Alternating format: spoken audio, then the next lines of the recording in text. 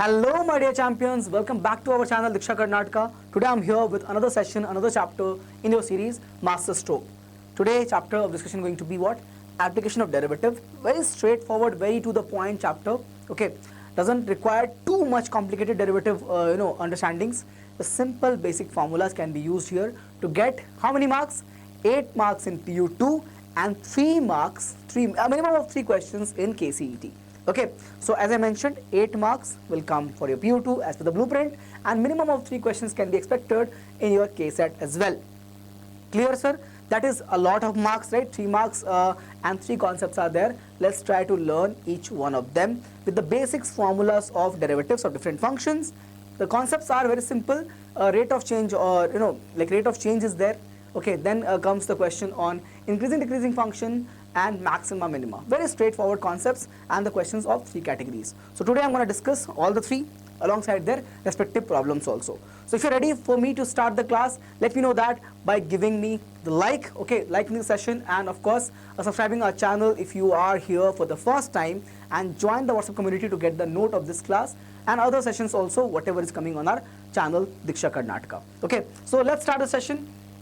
Let us start, sir. First thing first is the first topic is rate of change of quantities. Okay, so what happens over here? I can take an example and deal with this over here like this.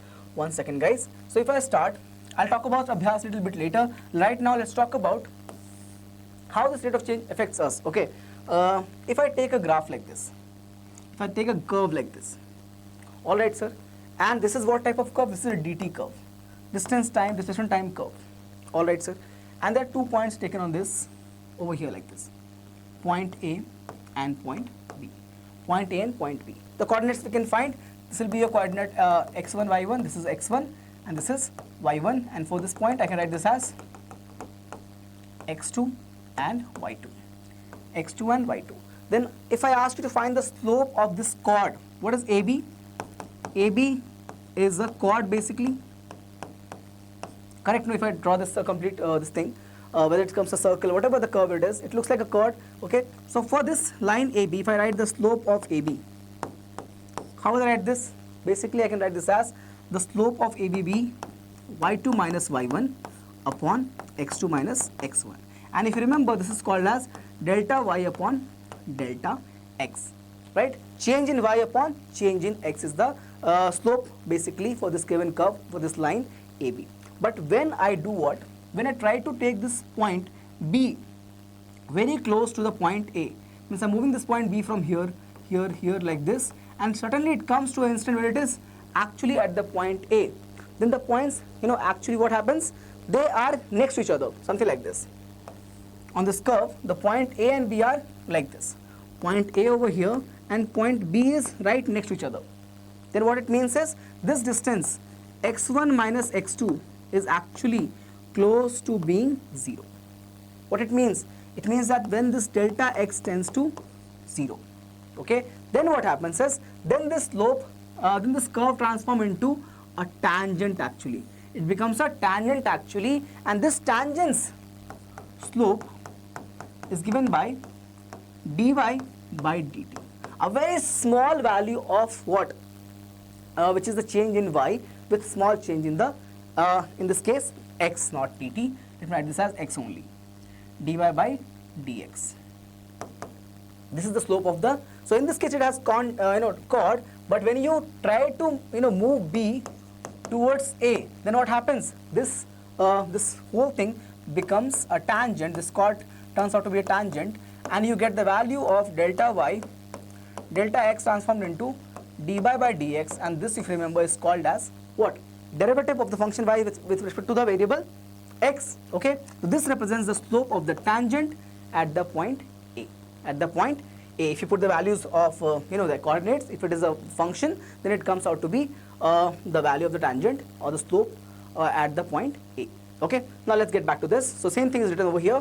The ratio delta y by delta x is the average rate of change, but when you talk about dy by dt, this, or dy by dx, it becomes instantaneous rate of change when delta x tends to 0. So you try to find out limiting value of the function delta y by delta x when delta x tends to 0. Okay, now As I mentioned, we'll talk about Abhyas test series. I know many of you already taken the Abhyas, but if you have not if you have still missed on the taking Abhyas test series, take it today. If you don't know what it actually is, it's a KSAT, only KSAT oriented test series, which helps you. And the performance, the way of taking this test is of course online. It's an online test series for KCET, which offers 35 mock tests. You can take the 4 free mock tests right now today, and then make a decision and take the others as well at a price of 1499. The coverage of this will be what? Will be the PCMB, means you get physics, chemistry, maths, biology. So basically, if you want to take the free trial, you get 1 physics paper, 1 chemistry, 1 maths, 1 biology paper. Each has 60 questions, of course, as per the standards of KCET. Okay. And all of this will be at the exam pattern condition, means you'll have a 60 minutes time frame. You have a timer will be always running, and you have to attempt the question in that time frame. Okay, so it'll be a timed mock test. It's not like you're gonna get the paper, you can solve it in 2 hours, 3 hours, like that. No, you'll have a exact online platform to access the test and write it over there. You cannot download it. So this will be given as total of 35 mock tests. Attempt it right now. Many are already doing that. You remember KC90 we launched a few months back. All of them who have joined KC90 already got the access of Abhyas for free. So all those students and people who have enrolled for Abhyas now, they're already ahead of all of you who have not taken it yet. So don't wait for any more time. Take it today and start practicing more and more mocks, because the more you practice mocks, you get to the right level of speed and accuracy. This is what is required to actually get a good rank in KCET, and that's what your toppers, that's what the seniors did. We had a great rank by Prajwal at 171, and many more were there. We can't show all the names over here in this short amount of time, but yes, certainly beneficial. A team who's working here at Diksha for last 27 years, 25 years, more than 25 years basically, has created this test series. So that's why it's very, very useful, very relevant for KCET. Take it today, or it's your miss. You'll not have time to solve all the mock tests. Take it as soon as possible. Very important. Okay, so rate of change is clear. Let's understand this with the help of 2 concepts of velocity and acceleration. Okay, velocity. So of course this will be with respect to what? The same thing, dt curve.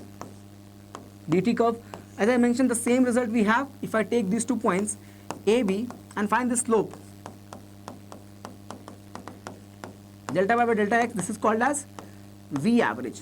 It is called as v average or average velocity. But when you transform this into the limiting value of limit of delta y by delta x to delta x tends to 0, means over here when you transform this v average like this, delta y upon delta x, well, delta x tends to 0, then this transform into dy by dx, and this is called as v instantaneous. V instantaneous. Okay, so this is how we define it. If the variable is t, then we write the velocity as function. Which is the function? This function is your displacement function. That's derivative. So f dash of t, or simply derivative of the function s by t. This is the way to represent your velocity in terms of derivative, in terms of slope of the tangent of dt curve. Of the dt curve, this will become the curve at point A. Clear, guys? Acceleration, again differentiate one more time the function that you got after differentiating the s value, the displacement function, means you got v value as ds by dt. Differentiate again this whole thing. We'll end up with dv by dt or d square s by dt square, the second derivative of the velocity function, or sorry, of the displacement function, and that will be your value for acceleration. What is jerk? Jerk is sudden change in acceleration actually. So this is what? Sudden change in your change in the velocity. Jerk is the change in acceleration. Okay, jerk is change in acceleration, which is nothing but dA by dt or d square v upon dt square. Okay, correct. Third derivative basically of the displacement function. Third derivative of displacement function. Moving on. Yes, now the question part. The first concept, that is it, sir, that is it. We don't have to think too much about the concept of rate of change because it varies question to question. Let's solve some and move on from this particular topic. S is given, find the velocity and acceleration. How do you find velocity? This. V equals ds by dt is there. What we're going to do about this? We have the displacement function. So differentiate it once with the variable t.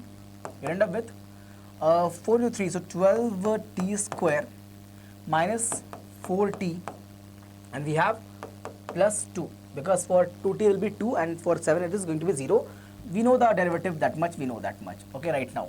Put the value of 3 here, we add 3, you're going to get this as 3 square, okay, that's going to be 9, so 12 into 9, correct, and we get here minus 4 into 3 is going to be 12 again, plus 2, okay, 108 minus 10 basically, so becomes 98, and this is going to be what, units is not there, so unit per second basically, unit per second, we don't have any unit given over here.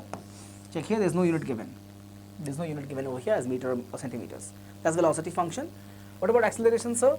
Same thing, derivative of velocity by time.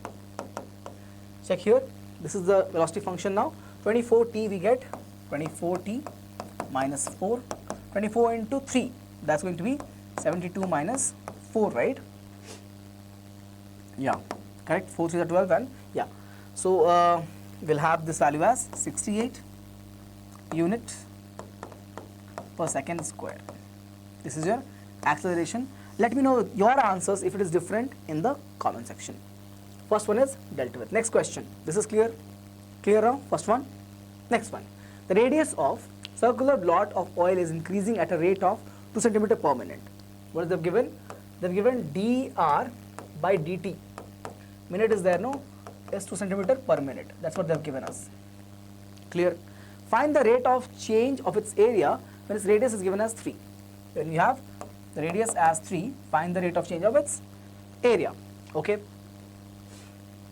So area of circular blot means pi r square differentiated dA by dt will become 2 pi r dr by dt. What is this, sir? Chain rule. Got to differentiate r with t also. So we have 2 pi, r value is 3 and this value is given as again 2, right? We get here 12 pi is change of area means centimeter square per minute. Centimeter square per minute, please check. So 12 centimeter square, pi centimeter square per minute is the option B. This is the option B. Simple question, yeah.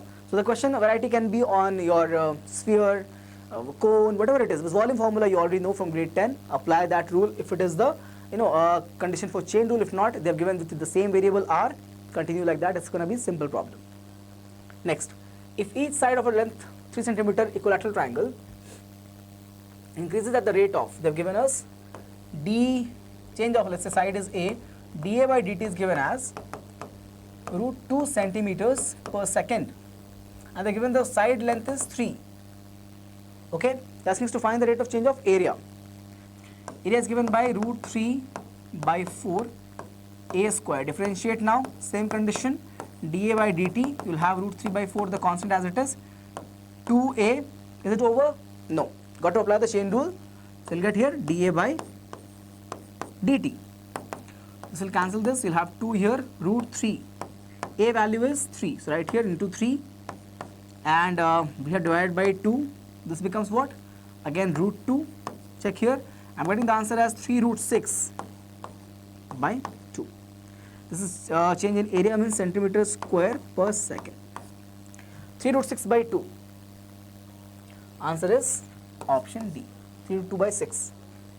3 root 6 by 2. Correct. Yeah. Option D is correct. The questions have taken on the rate of change. Next concept is, sir, concept of increasing decreasing function. Increasing decreasing function. So what happens over here? A function is said to be increasing in nature. If I draw the graph for all of you, check here. So if the graph is like this is called as increasing function. Means if you take two values here, let's say x1 over here and x2 over here. Clearly f of x1, x2 is more than f of x1. When the x2 value is more than x1. Correct or not? This x2 is more than x1 and the value of the function f of x1, this is the point. What is this? F of x2 and this is the point is, this point is f of x1. So f of x2 is more than f of x1. Then the given function will be called as increasing function. Then what about this branch, sir, which becomes almost constant? Yeah, that also will be there. Because in the case of increasing function, we have the condition of greater than or equal to. or equal to. So basically this kind of function is called as non-decreasing in nature. Non-decreasing in nature. Either you call increasing or you call non-decreasing, same thing. But it changes when you take the concept of a strictly increasing function. It is called as strictly increasing. This word matters a lot. In this case what happens? Everything remains same. The inequality changes from greater than equal to, over here greater than equal to only greater than f of x1, and which makes sense. I can show you in the curve. Here you check. This is the value. If I take x1 and this is I take as x2, then this point value is of course more than this point's value. This is your f of x1 and this is your f of x2. You'll never find a point where they're equal also. Not possible. It will be always increasing in nature. That's why it's called as strictly increasing case. Okay? Got it? As it is, the marking is not required. That's why. Moving on. Next is decreasing function. I'm trying to explain you the conditions of these functions. When can we call them increasing or decreasing? How to solve it? That's a part will come later. Decreasing function, same result. This is the graph drops over here. If you take the function at a point x1 and the point x2, you'll find this as f of x1 and this here will be your f of x2. So even though the value of x2 is more than x1, the f of x2 is actually less than f of x1. The f of x2 is actually less than f of x1. And as I mentioned, you can look at this flat. It represents, the case can also be of equal to sign. Means I can take these points, and for all these points, the function value is exactly the same. But it changes in the case of strictly decreasing function. You cannot figure out 2 points where they are same. Take these 2 points. I take, let's say, the point this and this. Okay.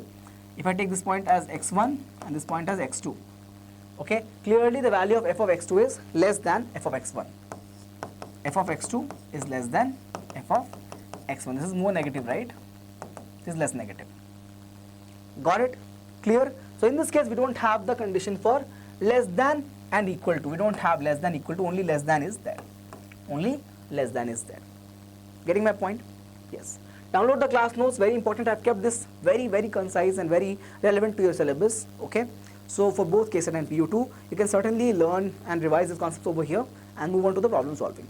For that, you have to join my class, the next live, and that I'm going to talk about both CND and AOD questions. Make sense? Come on. First derivative test for increasing and decreasing functions. How do you solve it? Very simple, sir. You find the f dash of x, of course. Let f be a continuous function and find this what? Fx is given. So find the f dash of x and put, if it is more than 0, it's going to be increasing in nature. If derivative is less than 0, it's going to be decreasing in nature. That's it. If derivative is positive, increasing in nature. Derivative is negative, decreasing in nature. That's all. Okay. Moving on. And if it is constant, means neither decreasing nor increasing. Okay. Of course, it will not be anything like that. It will become equal to 0. If fx is equal to, sir, let's say 4, differentiated, what will happen? Your f dash will be 0. Going to be a constant function. Going to be a constant function, not changing, not increasing, not decreasing. Getting it? Moving on. Points to remember over here. Few points to remember. If f is continuous in closed interval AB and differentiable in open interval AB, then f dash of x is more than 0. Okay, and equality holding at some points but not in the interval. Listen to me carefully. Equality can be true at some point, derivative can be equal at some point but not the interval, then it becomes what? Strictly increasing. But when it changes to equality holding in interval, difference is there. It was only at some points but not in clear interval. Over here, if it changes to interval, it becomes what? Only increasing, or something called as monotonically increasing or non-decreasing case. Sorry. Yeah, so we have, if there is an interval present, it will be non-decreasing case. Means the graph will be like this. This is an interval, right? This is an interval. Interval can be, let's say, a to b. In the interval a to b, we have the derivative value equal. Derivative value is equal. In the interval a to b, derivative is constant. So that becomes what? That becomes a case of so basically in this case, this is increasing case, no? Over here, sorry guys. This will be just opposite. This will become a case of non-decreasing. This is never decreasing in nature, but yes, it stays same for some time. Okay, that is going to be the case when it is equality is holding true. What equality? Equality means derivative of A becomes equal to derivative of B. Okay, but where? If at one point, at points, it becomes strictly increasing, but if it is true for interval, what happens over here? It becomes simply non-decreasing case or monotonically increasing case. Monotonically increasing case. Yeah, again humble there. Yeah, next, come on. What is that? Next case is a case where same thing happens for the decreasing side. If equality holds true at some point, but not in any interval, okay, then what happens is you're going to be strictly decreasing. Again, only points strictly decreasing if holds at the entire interval is going to become again monotonically decreasing or non-decreasing, non-increasing case. Interval non-increasing, points strictly increasing. Difference is there. Okay, the graph is going to be what? Over here smoother, always increasing like this or like this, whatever it is. This is a decreasing case, no? Excuse me. So like this or like this, whatever is the case, doesn't matter. But in this case, you'll have a break. You'll have an interval where it is equal to nature and it's called as non-increasing. It is decreasing, but it remains constant also at some point of time. Okay, few points to remember. Working rule to find the interval in which the function is increasing or decreasing. Okay, so of course, what happens in this case? I've written all the steps for all of you. You can go through it, but I'm going to give you simple 4 steps as well. The book's information is also given over here. You can go like this, find the derivative and all of that. First thing is find f dash of x. I want to give you in the simple 4 steps. First thing is find derivative. Find derivative and put it equal to, next will be what? You're going to put it equal to 0 to get what? Your critical points. Critical points. Once you have the critical point, you're going to do what? Use the wavy curve method. Wavy curve method. Or basically on the number line, you're going to plot this. You're going to plot this on the number line. Okay? And then you're going to check the interval where its derivative is what? Positive. You're going to look for that interval. And when the derivative is negative, you're going to look for that interval. Based upon that, you're going to get the increasing decreasing case. Positive means increasing case, negative means decreasing case. That's it. 4 simple steps. Same written over here as well. Check here. Derivative is positive means strictly increasing without inequality is there. Less than 0 means strictly decreasing without inequality is there. If there's an inequality, then of course it changes to not strictly simply increasing and simply decreasing in nature. You do this to get that values of the critical values or point of extreme mass. Okay, this is the method of getting your number line sorted. Okay, go through this, simply download this class notes and get through the everything given in the class notes. Of course, I'm going to solve this question for all of you one by one. Find the interval on which the function over here is what? Increasing or decreasing? Increasing or decreasing? Can you find f dash of x? Oscar. Let's do that. Numerator will be defined as 1, differentiate numerator 1, this as it is, 1 plus x square. Minus sign will come, x as it is, differentiate this one, you'll get 2x divided by 1 plus x square. This is the first step. Find the derivative.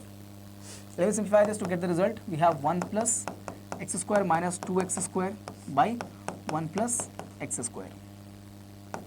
1 minus x square upon 1 plus x square. Am I right? Correct?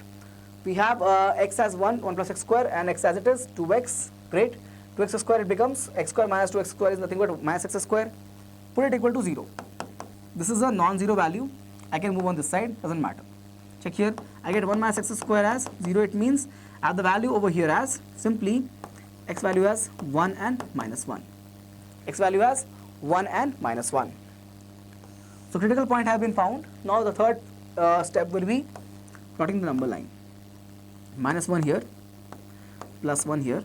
Okay, write like this: negative infinity and positive infinity.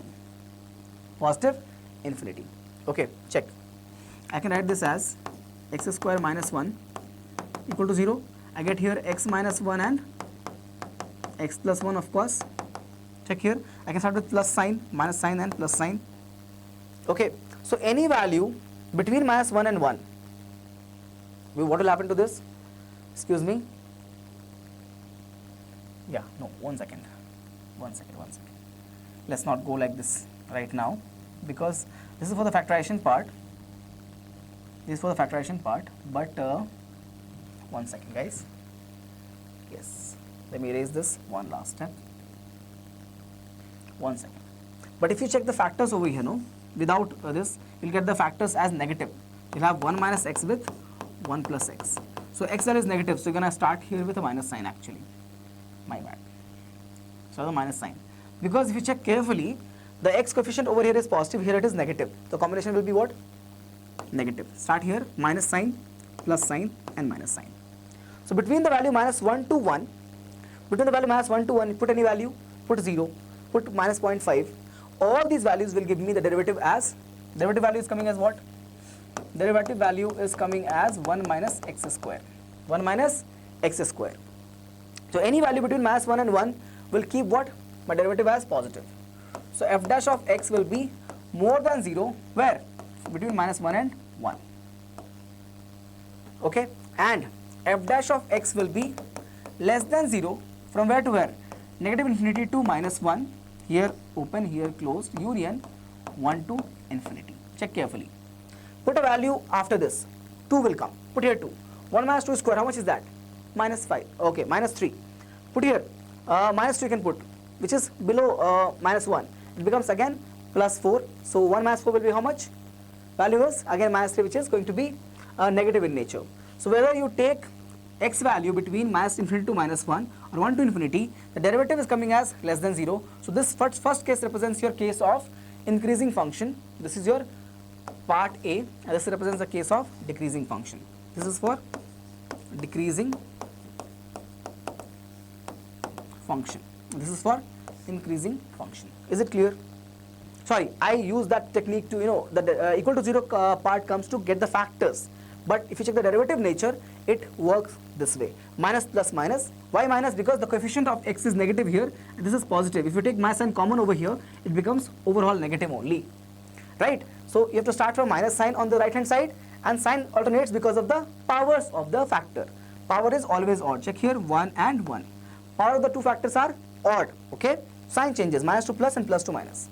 If it was even over here, let's say at the point over here, it will become what? Plus. If it was power 2, it will be plus only. That's not there. It's not the case. We have to remove this 2. And it will be simply minus 1. This will be 1 and this will be simply minus 1. Sign changes. So remember, the sign change happens because of the odd powers of the factor. This power, this value 1 comes from here. Sorry, yeah, comes from here. Okay, this minus 1 comes from here.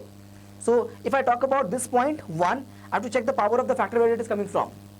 Getting it? So this 1 comes from this factor, power is odd, so sign changes. This minus 1 comes from this factor, okay. So this power is also 1, the sign changes. Getting it? Alright. This is clear. So answer for A is this one, and for B is this. Negative of infinity to minus 1 and 1 to infinity. Moving on. Next question. Find the values of x for which the function given like this is decreasing in nature. Okay. Find the derivative. I'm looking for interval only, so just find the derivative first thing. 3x square, 24x actually, and we have plus 36. I can take 3 common. X square, and we have 8x and 12. Am I right? Yeah. 6 into 2 and 6 into 2 and yeah, correct, that works. We get here this into x plus 2 and x plus 6. Am I right? X square, 2x, 6x becomes 8x and 12. So check here, these are the factors possible. Now put it equal to 0 to get the value of x. You get the value of x as from this one minus 6 and from this one minus 2. So first step was to find the derivative. We got the factors possible. Okay, and the second step is to find what? Critical point. We got that also. The third step is to plot on the number line or get the use of wavy curve method. This is negative infinity, this is positive infinity, minus 6 and minus 2. Again, start to the right hand side, check. The coefficient of x should be always positive or negative.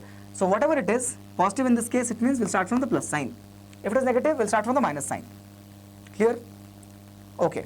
Sign will change or not in this case. See, at minus 2, which factor is possible to make this result as minus 2?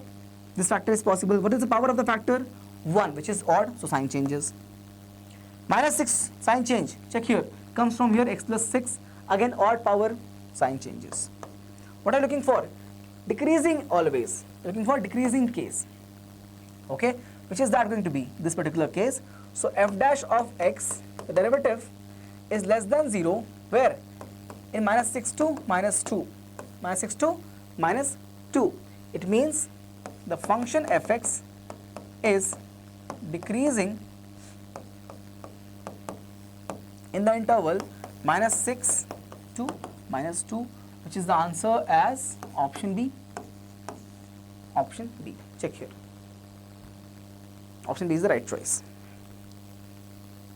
Clear? Got it? Moving on. Now the last concept. First, total of 3 concepts were there. A rate of change, and next is increasing decreasing function, and the last is maxima and minima. This is the simplest of all. Okay. So let's understand the concept of maxima minima first with the help of this particular curve. Okay. So this curve, if you see, if I try to create a interval over here, let's say the interval is B to C. The interval is B to C. Okay. Then in the interval B to C, I'll have one point. Okay. This represents the the neighborhood of the point A. I'll have a point at the point A. If it is maxima, then f of A will be more than f of B and more than f of C. So f of A over here will be more than f of B and will also be more than f of C. So in the neighborhood of the point A, okay, if f of A is the highest or largest, it becomes simply point of maxima. If it is just, if we are talking about locally, it's called as local maxima, means in this region, okay. And if I talk about, I'll show here, I'll take an example, the best example. Let me take this curve, start from here.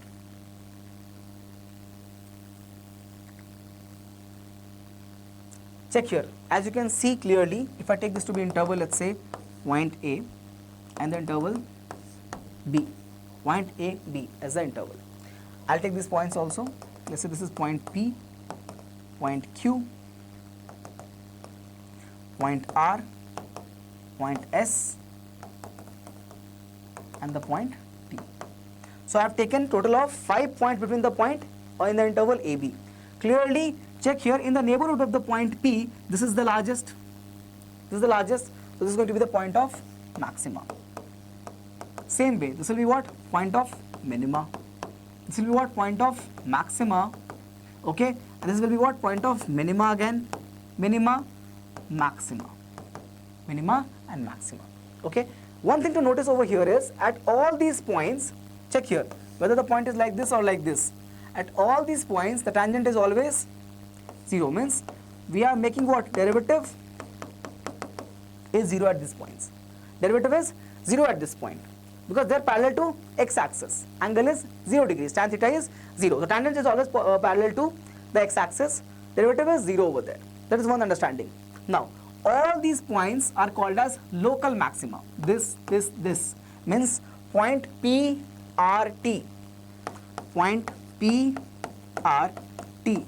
They are all what? They are all local maximas. Okay. Same way, point Q, S. QS are called as local minima. If you don't compare basically, if you are comparing, then things will change. If you don't compare, then in total basically, this also represents local maxima, local maxima, local maxima. This is local minima, local minima. But when you compare completely in the interval A to B, then what happens is this becomes your absolute or global maxima, and same way this becomes your absolute minima. But for absolute maximum minima value, you have to compare among other values as well. Okay, so if you don't compare, it remains as local maxima, local minima, but if you compare all together, it becomes absolute maxima and absolute minima, means largest among all, smallest among all. Making sense? So the point is, for any function taken over here like this, check here, if you approach this point A, all the values will be reaching to a maximum.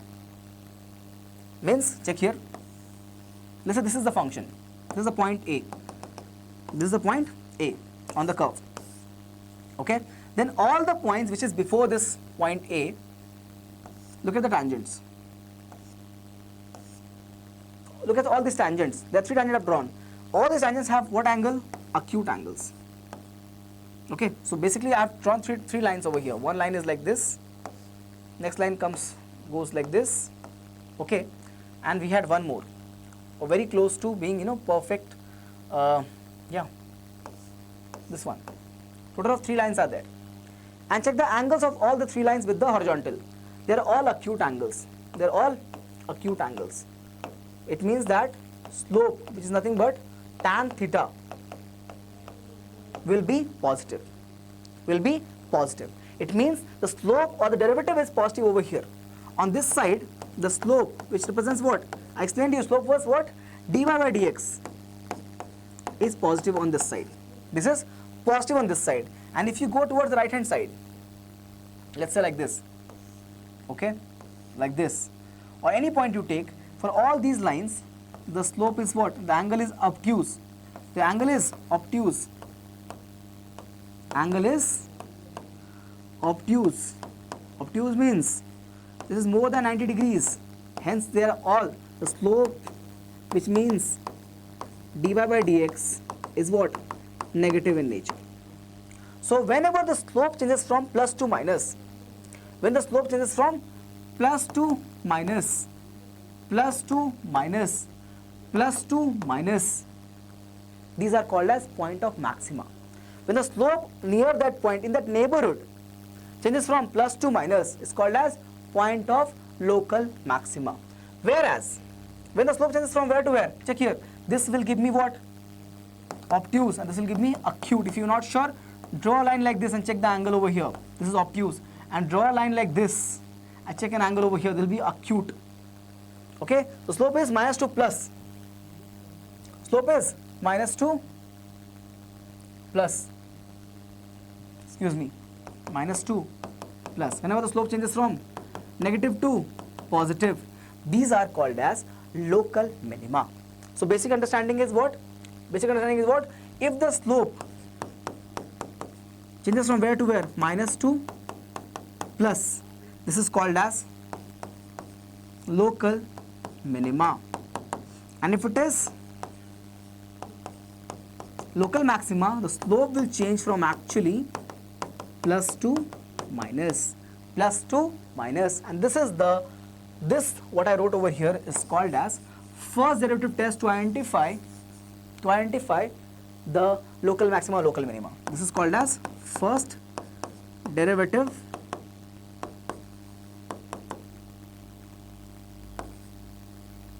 test to identify local minima, local maxima. Okay, great. What is this called as? The neighborhood of the point a minus delta 2, a minus delta 2, a plus delta. Means, if I talk about this, check here, over here, this, if I have to write this domain again, this b value will be written like this. This b value is written like this. B represents what? A minus delta. And this means a plus delta. Even though this is drawn bigger in the curve to explain it to you, but it represents a very small value. And what is small value? Delta value moved backward, delta value moved forward. This is called as your value of neighborhood of a given point. Check here. Local maxima function f(x) is said to be attained a local maxima x equals to a if there exists a neighborhood. In that, what happens over here? F of a is always more than all x for all the x value. For all the x value in that neighborhood, I'll repeat, for all this x value in that neighborhood, f of a is more than the fx. Check here. For all the x values in the neighborhood over here, and over here, f of a is highest. It becomes what? It becomes your local maxima. Clearly given, both of these mentioned. Same case in the case of local minima. In that neighborhood, in the neighborhood f of x is always, or basically f of a is always less than f of x, then it becomes local minima. Check here, if you move on this side, you get what? F of a is always less than f of x for all x belonging to what? The neighborhood a minus delta to a plus delta. Let me draw the graph and show you. If this is, let's say, point A, and this represents what? The a minus delta, and this is what? A plus delta, then in that neighborhood f of a is always smallest or least. So f of a is less than all x, which varies from where to where? In the interval a minus delta to a plus delta. This is called as local minimum or local minima, and f of a will be called as local minimum value at the point x equals to a. I think this is getting clearer now. Okay. Now these were the things that might make you feel that it is difficult in nature. Already discussed that. Check here. F dash of a should be 0 to get the critical point. F dash of x changes sign from where to where? Positive to negative, plus to minus. Of course, it will be, sir, what? Check here, no? This is plus, this is minus. Slope is like this, acute angle. This is the slope negative. Check here, obtuse angle, acute angle, plus to minus. It is the case of local maxima. Opposite. Check this out. Local minima. The curve is like this. Obtuse angle. This is the acute angle. This is your obtuse angle. So changes from minus to plus. When the derivative changes from where to where? Minus to plus. Check here. Changes from minus to plus is called as local minima. Already explained you all of that over here. Summarized also. Local minima, minus to plus, derivative change, and local maxima, slope changes from plus to minus. Slope means what? Slope means dy by dx or derivative. So find the first derivative and check the sign change. This is the first way to do it. Of course tedious, and but sometimes it helps to get rid of some of the difficult problems and some of the difficult derivative in the second order. Okay, good. This is when there is no sign change. It is called as point of inflection does not change. Only the convexity changes like this. Check here. If you go on this point, slope does not change. But this was concave up. This is concave down. This was changes. Concavity changes. This is called as point of inflection. The slope is not changing the sign. Okay. Before it also positive, after also positive. You can go in the same way over here also. This point. Before also negative, after also negative. So slope does not change its sign. Remains with the same sign, called as point of inflection. Now the actual content, actual class which will actually help you get the marks, which is called as second derivative test. Maximum number of questions, 99% of questions will be solved using this test. What is that? Simple, sir. Find the first derivative, find f dash of x, put it equal to 0. First step, f dash of x put equal to 0, you'll get what? You'll get the critical point.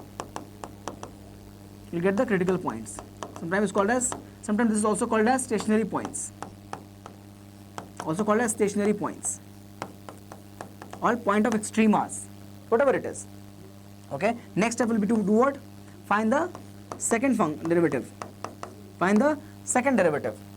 And then check. Third step, very important. If f double dash of x, let's say I got two critical points over here. Point as C1 and point as C1 and C2. I got two critical points over here as C1 and C2. Then if f double dash of x, you check at the point C1 and at the point C2. If this value C1 is more than 0 and over here f double dash of C2 is less than 0, this means local minima. This means local maxima. If second derivative is negative, maxima, positive, minima. Check here. Second derivative, negative, maxima, positive, minima. That's the end of the discussion. Nothing else. Another will be what? The point of inflection. When it is also, when this is also 0. This is also 0. Got it? Question on it. Clear now? The easier part is second derivative, of course. The last topic, let's solve it and complete our class. Fx is given in the interval 1, 6. Now when the interval is mentioned, you have to find the value at the boundaries also. Let's find that first. F of 1. So 1 by 8 plus 2 by 8. Sorry. 1 by 8 plus 2 by 1, no? X value is 1. I'm finding f of 1. 1 by 8 plus 2 by 1. So I get this value as 16 plus 1, 17 by 8. F of 2. F of 2. Sorry, f of not 2, f of 6. My bad. F of 6. So we get 6 by 8 plus 2 by 6. So we get here 2 3s are, and we get here 3 and 4. So I'm getting 3 by 4 plus 1 by 3. LCM is 12. 4 3s are means 9. 3 4s are means 4. 13 by 12 is the value. Okay. Check. This value is coming close to what? 2 point something. 2.1 something. It's coming close to what? 1.1 something. 1.1 something. So of course out of these two we can clearly see that f of 1 is more than f of 6. Clear. Now check. This is also close to 1, this is also close to 1. So clearly in the question we don't have to solve the problem, because we are getting, as I mentioned, in this, let's say, in this function, there is more than 1 or 2 or 3 point of extrema. Doesn't matter, means basically critical point. Let's say if I differentiate it, I get 2 critical points, 3 critical points, doesn't matter. But if I get the critical points, I have to find the function value at those points, correct? When you do that, you'll get the function value out of it, means let's say whatever it comes out. But will it be more than 17 by 8? No. Why? Because options you check. All the options are there and this value is the highest. And that is coming at the point 1. Means any other value either will match the option D or cannot be, even if it is bigger than option D, means the question is wrong in that case. So in the option given to us, the D is the largest value and it is actually coming at the point 1. It means my answer is what? Option D. I'll solve the question, but I got you the logic also, how to do it and get it done quickly. Whenever you have intervals, just find this value. You might actually have the answer directly. Find the derivative now. Steps. 1 by 8 plus, we get here minus 2 upon x square. Correct, no? Derivative of x is 1, derivative of 1 by x is minus 1 upon x square. Put it equal to 0. What are you going to get? Check this out. 1 by, if I take this on this side, I'll get 1 by 8 over here, minus 2 by x square is there. I move on this side, I get plus 2 by x square equals to 1 by 8. So I get here x square value is 16. So x value is what? Plus minus 4. Can you take minus 4? You cannot, because they have said the interval is only 1 to 6. So we have only one value, which is x equals to 4. Sir, whether this is maxima or not, how do we check it? Do we need to check it? If we have only one value in the given function, then of course that has to be either maxima or minima. Okay, doesn't matter. Let's find the value of f of 4. Find the f of 4. We get f of 4 as 4 by 8 plus 2 by 4. Am I right? 4 by 8 and 2 by 4. 4 to the 8, 2 to the 4, 1 by 2 and 1 by 2. Answer is coming as 1. So f of 4 is coming as 1. We have 3 points to mention. Point is x equals to 1, x equals to 4 and x equals to 6. The values are 17 by 8, 1, and this is nothing but 13 by 12. Clearly the maximum value is 17 by 8. Option D is correct. Done. So answer can be understood and got after this statement only. No need to solve the entire thing, but I have done it for all of you anyway. Moving on. This is clear, guys? Moving on. This question. Again, should we solve it? We don't have to. Check. Very obvious functions. At the point 0, function x square before it. X square is this function, parabola. We take about y-axis, but only before. What about after 2 sin x? Whatever it is, of course, it will be closer to y-axis, but it will go like this only, no? It will go like this only, right? This is my 2 sin x part. This is my x square part. They are asking us, what is this point x equal to 0? What is this point x equals to 0? What is this point x equals to 0? This point in this case is a case of local minima.